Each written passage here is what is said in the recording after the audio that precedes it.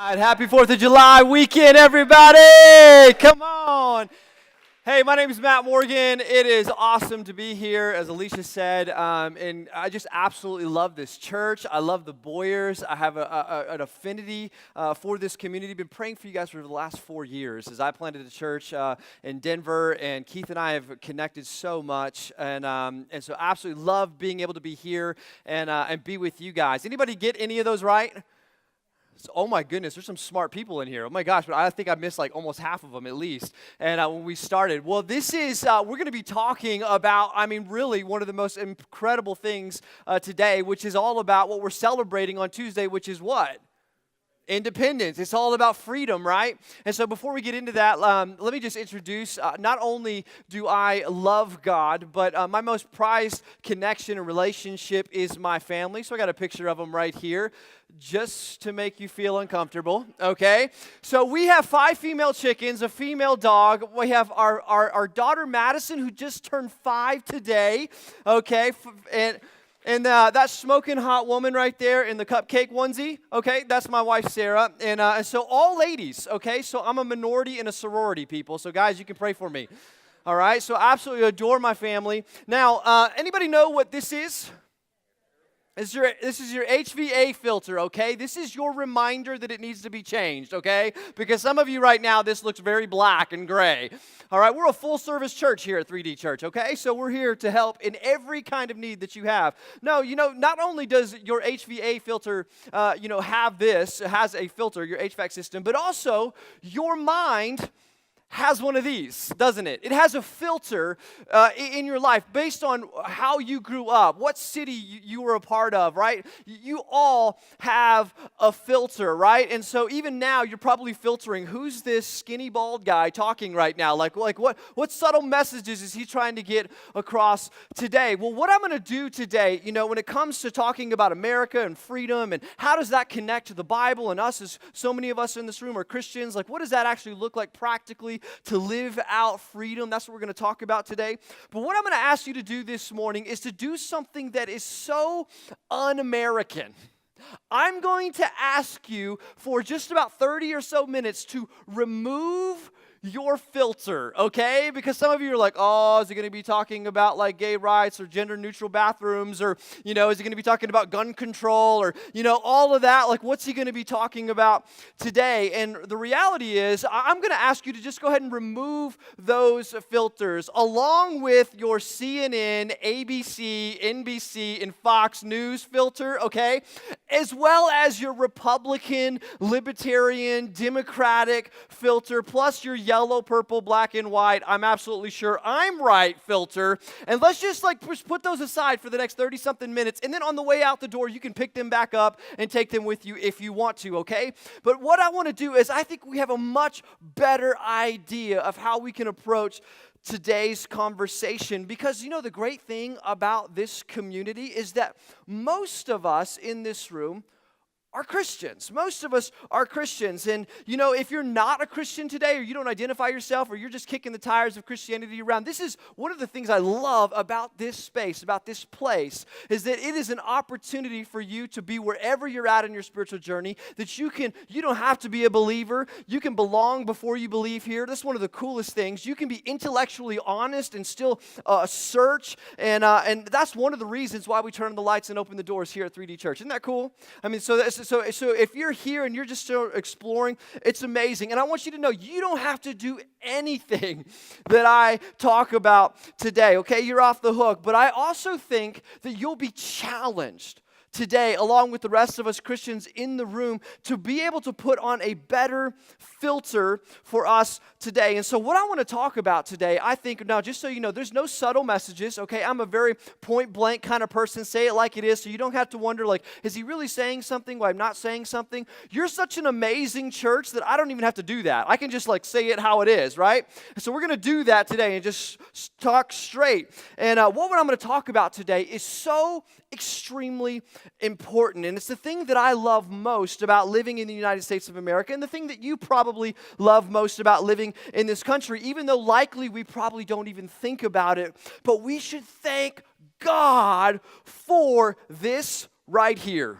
It's called, say it with me, the Bill of Rights, right? The Bill of Rights. Now, the Bill of Rights it's that thing that was created to protect our individual freedom, all right? It's the name given for the first 10 amendments, which is an amazing thing, you guys, because do you know that so many countries, they don't have individual rights in their country? So we should be so thankful that we get them, even though we take them for granted. So real quickly, you might know like 3 of these, like I did before I started studying this. But here are some. Let me just show you real quickly the Bill of Rights. Here it is. We got the freedom of speech, right? We got the freedom of press. We got the right to assembly, right? You got the freedom of, which is why we can be here right now. We have the right to, all right, not to be confused with bear arms. Okay, that's just creepy, okay? So we got to keep the right vernacular here, okay? We have the right to due process, right? We have the right to have a jury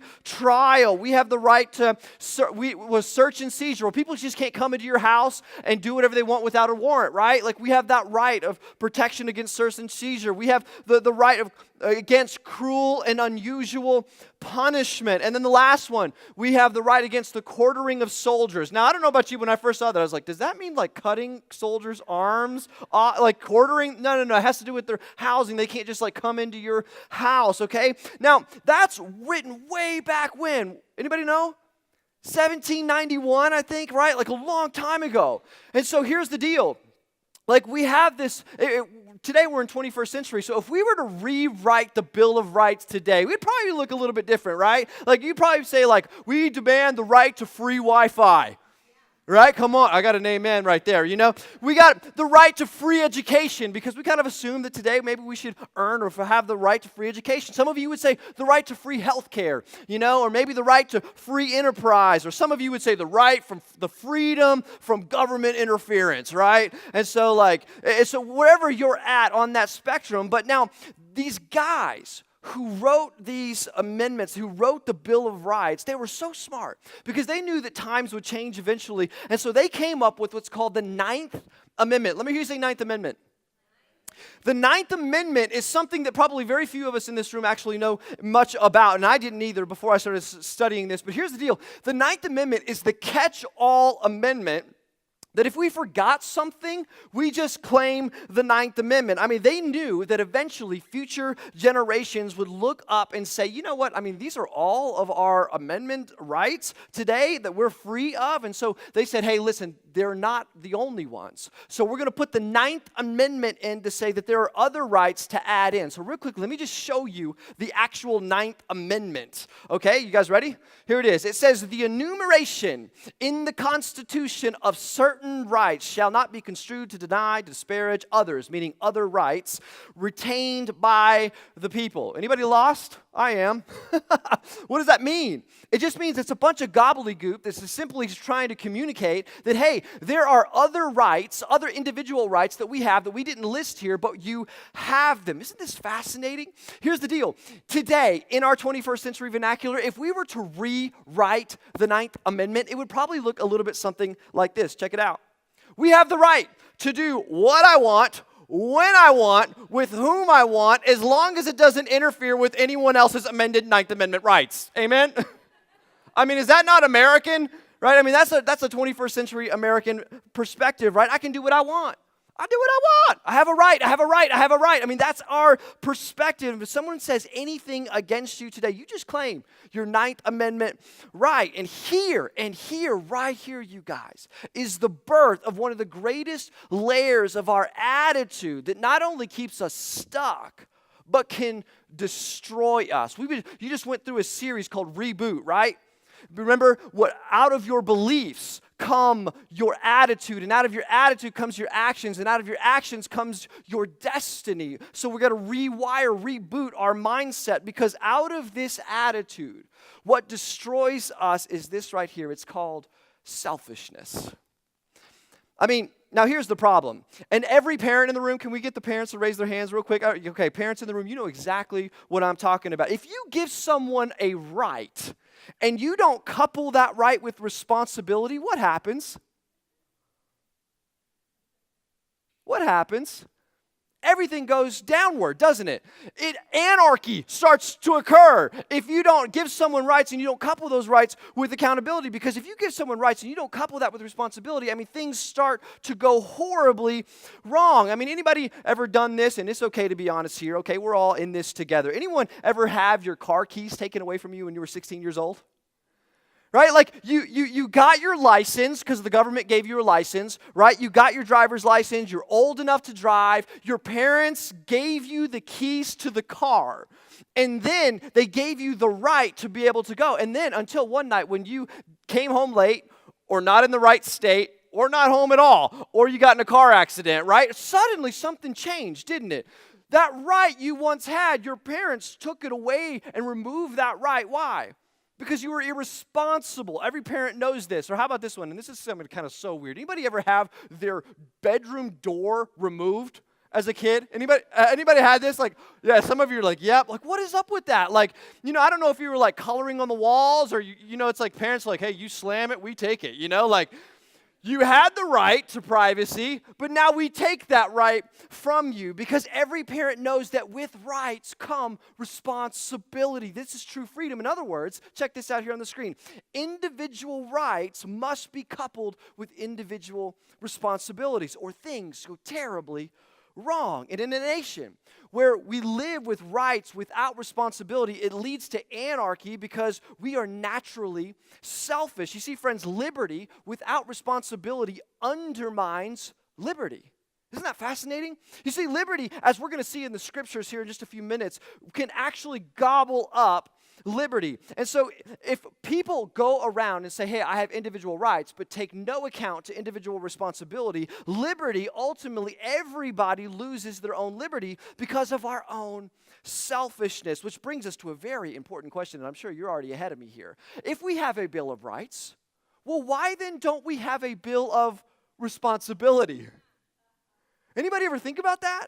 Like, why don't we have a Bill of Responsibility? And the answer is this: because the authors who wrote the Constitution assumed moral guardrails that everyone would stay within those guardrails. Because you got to remember, back then, there was kind of a foxhole mentality, all right? We just came out of the Revolutionary War. We realized we're no longer English. We're no longer French. We're Americans. And with that, there comes this new set of intrinsic values in us. And they weren't all Christians, but they all believed in God and like this divine accountability and this understanding that this God of the Old and New Testament. So there was a synergy around a moral code of what it meant to love and care for your neighbor. So there was these assumptions back then that they all had when they wrote the Constitution. There was at least 3. Check them out. If you're a note taker, write these down.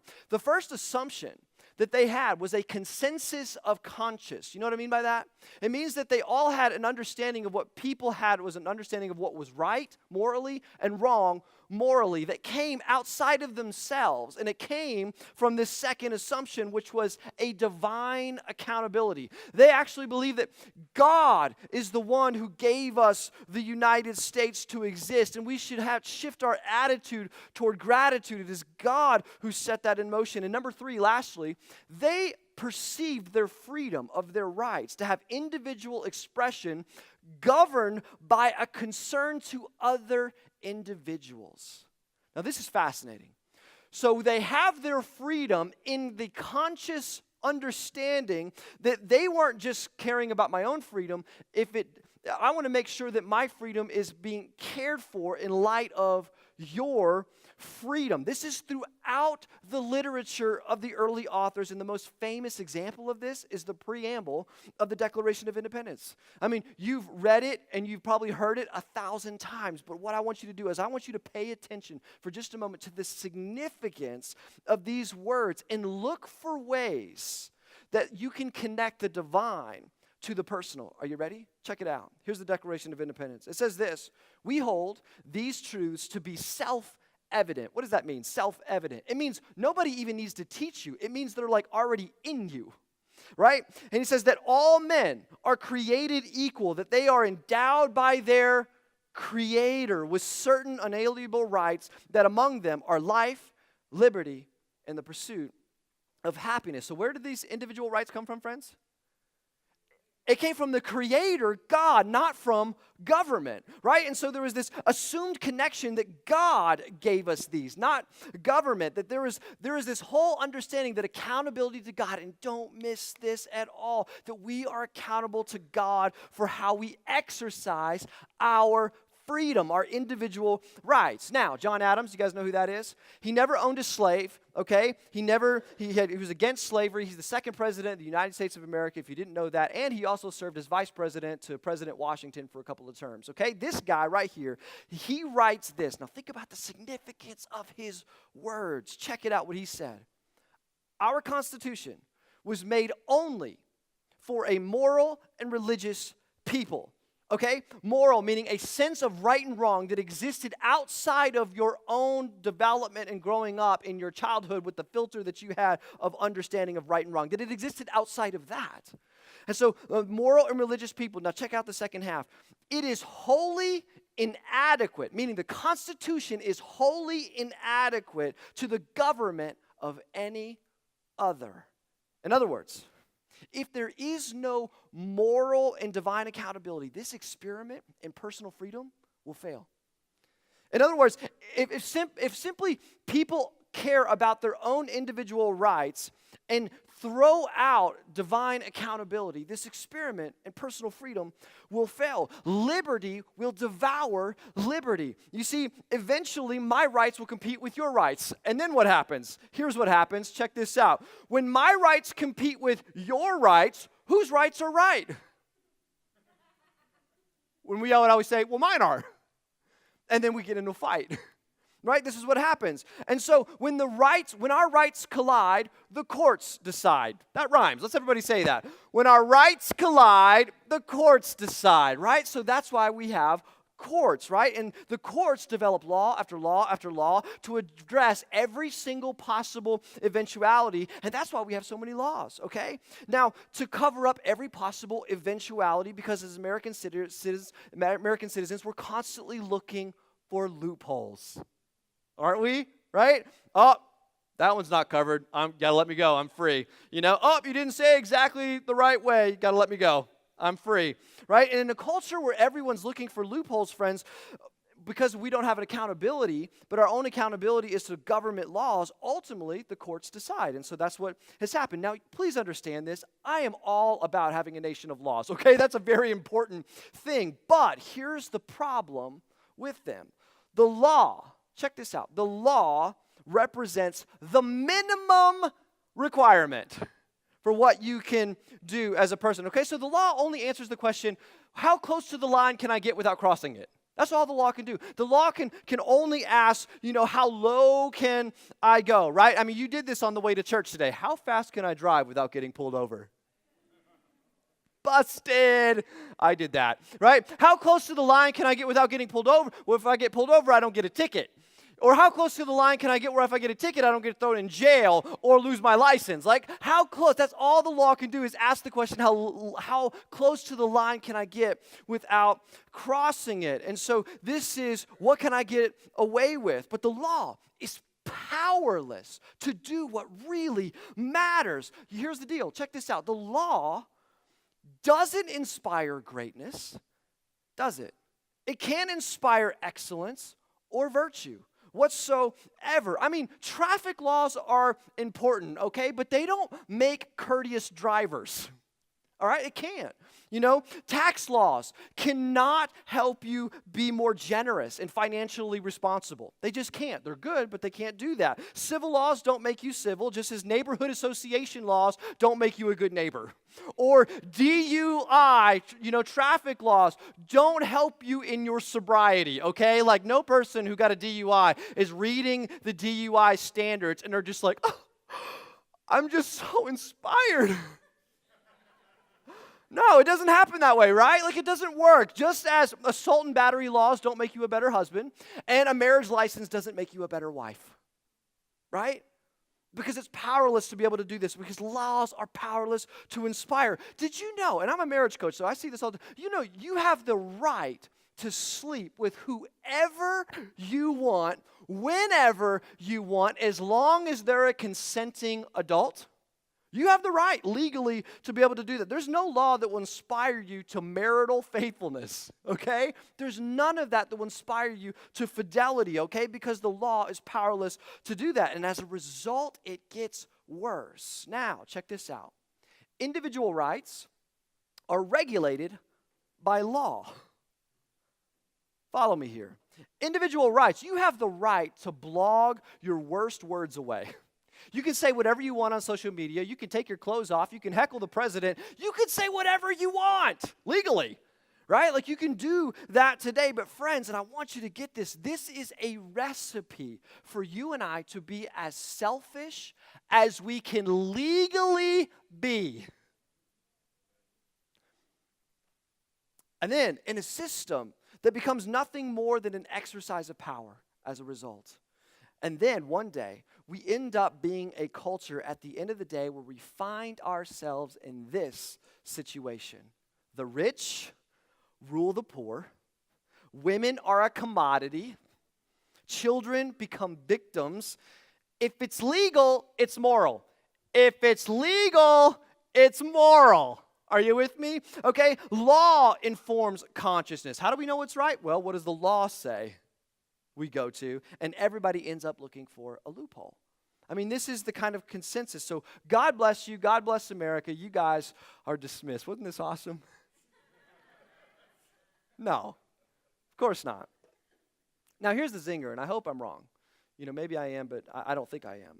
I'm convinced that today our legal system is permanently decoupled from any sense of divine or moral absolutes anymore, meaning it's permanent.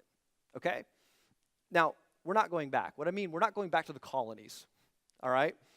But, and I always say thank God for buts, there is hope. Some of you just woke up.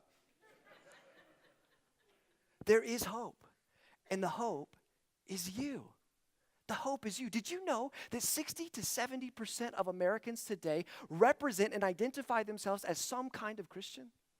I mean, that's amazing when you actually think about that, because our conduct developed from our beliefs shape our attitudes and have more potential to bring any amount of change than any president we elect or laws we pass. Did you know that? It's fascinating because all the law is going to do is to create more clarity on how low we can go, right? And then all the candidates that we elect can only regulate or enforce those laws. But the behavior manifested from a spirit of unity over selfishness has more potential, friends, to take us back to the place that is not just simply regulated by law with no sense of accountability. You see, what I'm trying to say is this. The hope of our nation is actually not in who we elect, although we need to vote. And it's not in our laws, although laws serve their place and are good. Ultimately, it is the behavior of the people, and we have enough Christians in this country to take us back, actually, to a happier place, in spite of whether or not you like the person that was just elected president. And despite the fact of what party you are in terms of whether you're Republican, Libertarian, Democratic, or some other thing. I mean, this is huge. And let me prove to you why I believe this to be the case. It's because in your Bibles, there was a guy named the Apostle Paul who wrote the majority of the New Testament. And in one of his letters, he writes to a city of Galatia. Let me hear you say Galatia. He writes to Galatians, and he sees that the Galatia community are actually a Greek nation, which means they're Gentile Christians. They didn't come from Jews in all the laws. Now, which is actually, did you know, is the majority of you and I. Most of us are Gentile Christians. Anybody from a Jewish descent? If you are, that means you're actually like kind of related to Jesus, which I just think is so fascinating. But most of us are Gentile Christians, so there's something for us to be able to grasp onto, because Paul is speaking specifically to them. Because back then, post-resurrection of Jesus, he died, he rose again to give us freedom. And to exercise that freedom, to walk into freedom. And so what happens is, what he does is that he actually, post-resurrection, there was a lot of conversation and arguments even over what we should do and how we should live post post Jesus' resurrection. I mean, should we continue to follow all the Old Testament laws? You know, there were 613. 613 Old Testament laws, so maybe we should follow all of them. And all the Jewish people were like, yeah, we need to follow all of them. And Paul steps into the scene and he says, no. You're Jesus followers. He says, you're not under the Old Testament law. He goes, you're under a different law. You're under a different perspective, a new approach in life to be able to look at your filter and see life in a different way. And he makes this case as a thought that I believe is so powerful for us today in giving us direction in terms of how we should respond to our nation and its laws that are decoupled from any kind of moral, divine, biblical conscience. And so because we have lots of people with lots of different perspectives in our country today, and we don't want to force religion on anybody, but ultimately he gives us a direction as Christians, now don't miss this, on how we should respond to our personal freedom today. Because remember, and all you dudes in the room, remember when you were 16 years old and you first got your driver's license and you got in the car when no one was with you? And you guys, remember you looked at the speedometer and it said 120 miles an hour. And you hopped into your mom's beige Chrysler minivan and you started barreling down that highway because you're free and you can do whatever you want, right? I'm a man. And so that's what we do with our freedom, naturally, right? We selfishly use our freedom for our personal advancement only. And the Apostle Paul says, wait. You're Christians. You're Christians. You're followers of Jesus. You've been given a stewardship of freedom. And as Christians, it is so important to how you respond with your freedom, with your rights. And in this letter here in Galatians chapter 5, that's where we're going to camp out. Galatians chapter 5, he tells us how to respond. And if you're not a Christian this morning, you can respond in this way as well. But if you are a Christian, this is what we're called to and how to live our life because it'll make all the difference in the world. Here's what it says, starting in verse 13 of chapter 5. He says, you, my brothers and sisters, you were called to be free. Why? Because Jesus loves you so much that he died and rose again so that you can be free and have a connection and relationship with God, right? But do not use your freedom to indulge in the flesh. Now, why would he say that? Well, because Paul knows you and he knows me. And he knows that left to our own devices, we will binge on Netflix until the cows come home, right? Like, left to our own devices, we will do things and that only people do when no one's looking. Like, that's our natural bend. Our natural tendency is to abuse our freedom, right?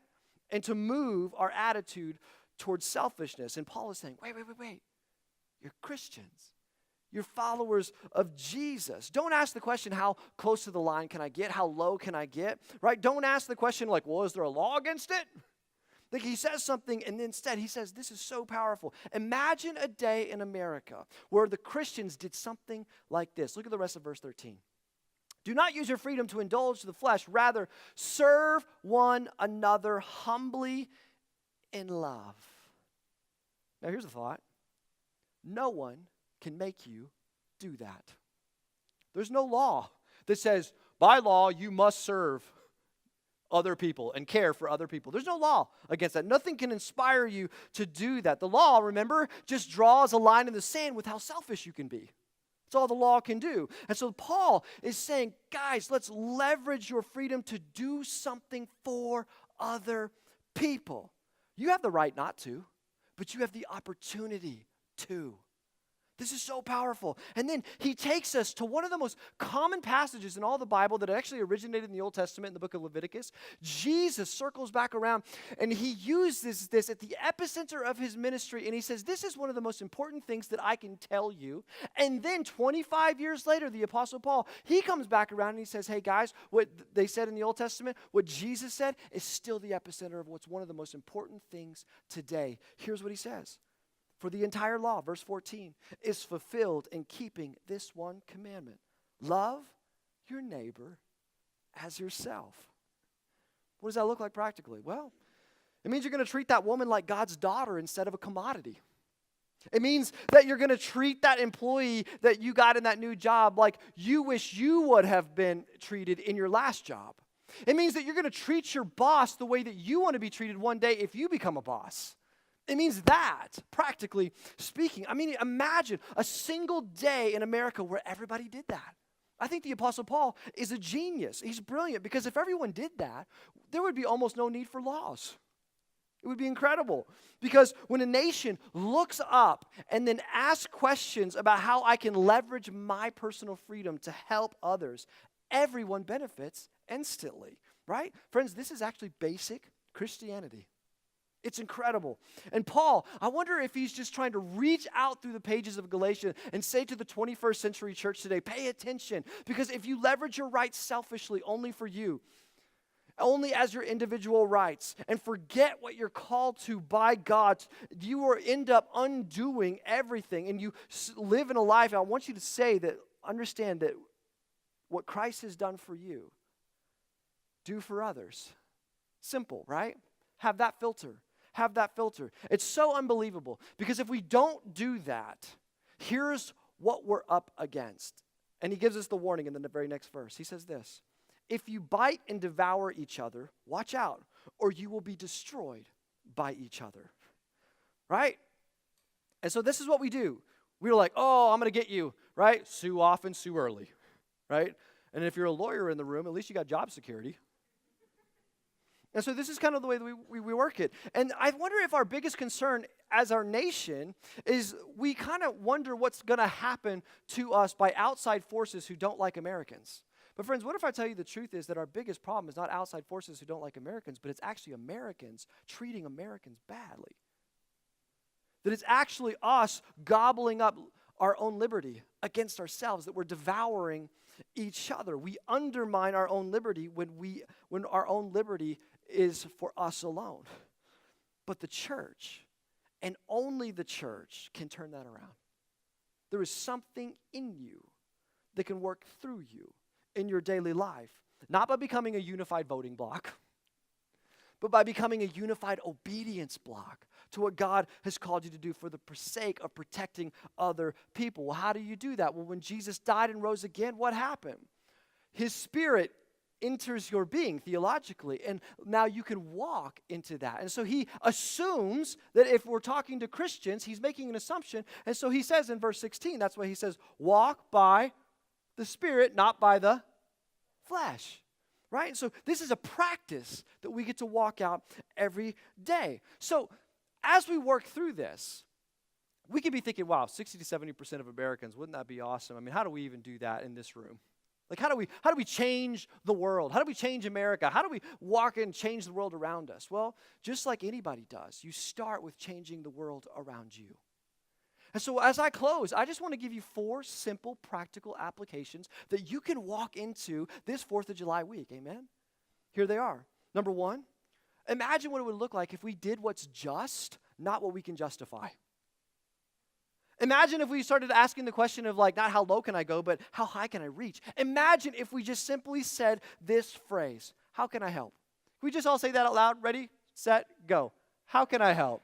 Men, imagine if you said this to your wives this week. You're going to have to make sure they're sitting down because they're like, who just stole my husband? Like, where did he go? I see his body, but he's not there. Somebody just asked, how can I help? Right? I mean, that would be amazing. It's incredible. So do what's just, not just what you can justify. Number 2, here's an application. Do what's responsible, not what's permissible. You know, Paul says elsewhere in 1 Corinthians chapter 6 that everything's permissible, but not everything's beneficial. You don't have to leverage your freedom to do whatever you want. That's actually not freedom. That actually leads to bondage. And so stop asking the question of what can I get away with, and realize that if you're not willing to take personal responsibility for the outcome of a situation, don't do it. Don't do it. Because somebody is going to have to be responsible for your irresponsibility. I mean, look at our nation's debt. Somebody did it. Now who's going to have to pay for it? Well, once they kick the can, it's still going to have to happen, right? Like, and that plays out in micro levels in our own personal life. And so this is huge. So to take responsibility. So it's a simple phrase to say, hey, you know what? That's my responsibility. Can we just say that out loud? That's my responsibility, right? Imagine saying that at work. Instead of blame shifting. Well, I didn't do that. No, that's my responsibility. I take that. I screwed up. I'll take ownership of that. That's my responsibility. Number 3 is this. do what's moral, not what's modeled. Right? Do what's moral, not what's modeled. And, again, if you're not a Christian in this room, you don't have to do anything that I'm saying.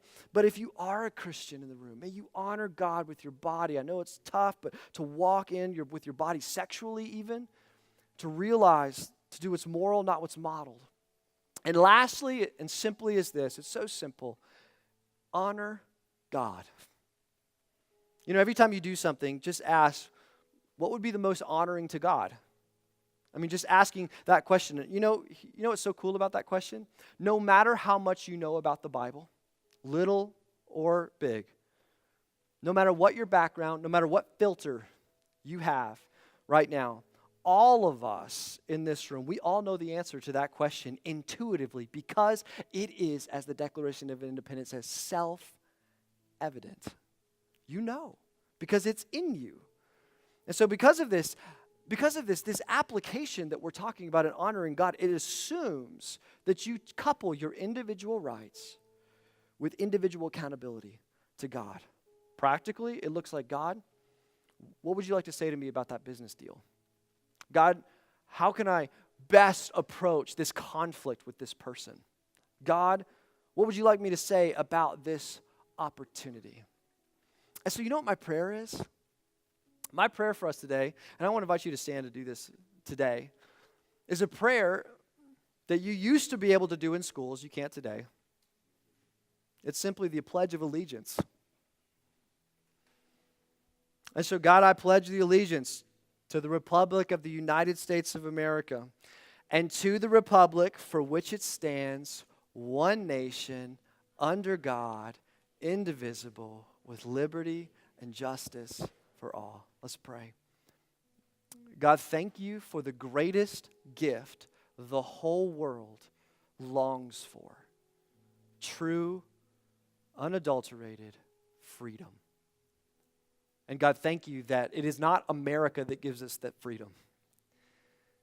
We celebrate America this week, but we celebrate more our allegiance to you as our Savior, to give us a lens, a better filter of how to leverage our freedom, not only for our own individual rights, but also to help the people in our own world right around us. So God, I pray that we would see tangible, practical, beautiful steps of revival happening in our homes this week.